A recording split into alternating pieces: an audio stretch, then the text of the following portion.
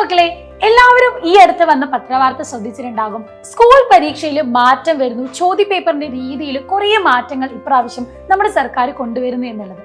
എന്തൊക്കെ വ്യത്യാസങ്ങളാണ് വരുന്നത് എന്നാണ് മിസ് പറഞ്ഞു തരാൻ പോകുന്നത്. ഈ വീഡിയോ നിങ്ങൾ കംപ്ലീറ്റ് ആയിട്ട് കാണണം. ഈ ഓണപരീക്ഷയുടെ ഒരുക്കത്തോടെ നിങ്ങൾ പ്രിപ്പയർ ചെയ്യുമ്പോൾ ഇത് മനസ്സിൽ വെച്ച് വേണം നിങ്ങളുടെ കോൺസെപ്റ്റുകൾ മനസ്സിലാക്കി പഠിക്കാൻ.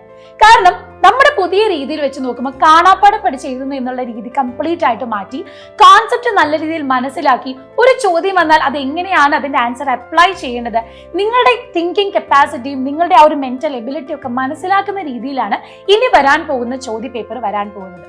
അപ്പോൾ അത് മനസ്സിലാക്കി തന്നെ വേണം നമ്മൾ പഠിക്കാനായിട്ട്.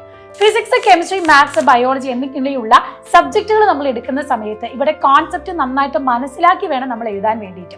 അപ്പോൾ ഈ ഒരു കാര്യം മനസ്സിലാക്കുന്ന പറഞ്ഞാൽ ഇനി മൾട്ടിപ്പിൾ ചോയ്സ് ക്വസ്റ്റ്യൻ, നിങ്ങളുടെ നീറ്റ് ജെഇ ഓറിയന്റഡ് ആയിട്ടുള്ള തരത്തിലുള്ള മൾട്ടിപ്പിൾ ചോയ്സ് ക്വസ്റ്റ്യൻസ് വരാം, സ്റ്റേറ്റ്മെന്റ് വൈസ് ക്വസ്റ്റ്യൻസും വരാം. അതായത് അസേർഷൻ റീസൺ ടൈപ്പ് ആയിട്ടുള്ള ഒരു സ്റ്റേറ്റ്മെന്റ് തരും, അത് ശരിയാണോ തെറ്റാണോ, അതിന്റെ റീസൺ ശരിയാണോ തെറ്റാണോ എന്നുള്ള രീതിയിലുള്ള ഹയർ കോമ്പറ്റേറ്റീവ് എക്സാംസിന് നിങ്ങളെ തയ്യാറെടുക്കുന്ന രീതിയിലുള്ള ക്വസ്റ്റ്യൻസും നമുക്ക് ഈ വരുന്ന ഓണപരീക്ഷയിൽ പ്രതീക്ഷിക്കാവുന്നതാണ്.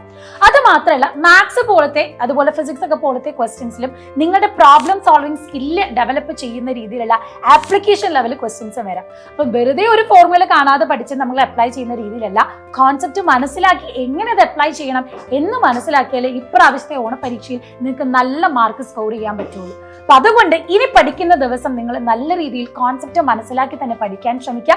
നിങ്ങൾ ഏത് ക്ലാസ്സിലുള്ള കുട്ടികളാണെങ്കിലും ഈ ഒരു പ്രോപ്പർ അലൈൻമെന്റ്, ചോദ്യപേപ്പറിൽ വരുന്ന മാറ്റങ്ങൾ മനസ്സിലാക്കി ഒരു കോൺസെപ്റ്റ് പഠിക്കുമ്പോൾ അതിന്റെ ആപ്ലിക്കേഷൻ ലെവൽ അറിഞ്ഞ് തന്നെ പഠിക്കാൻ ശ്രമിക്കുക. അപ്പൊ ഇനിയുള്ള ക്വസ്റ്റ്യൻ ആൻസർ ഡിസ്കഷൻസ്, റിവിഷൻസ് ഒക്കെ നമ്മുടെ ബാച്ചിൽ നടന്നുകൊണ്ടിരിക്കുന്നുണ്ട്. ഫ്രീഡം ഓഫറിലുള്ള കാര്യം അറിയാലോ, അതുകൊണ്ട് എത്രയും പെട്ടെന്ന് തന്നെ നമ്മുടെ ബാച്ചിലേക്ക് ജോയിൻ ചെയ്യുക.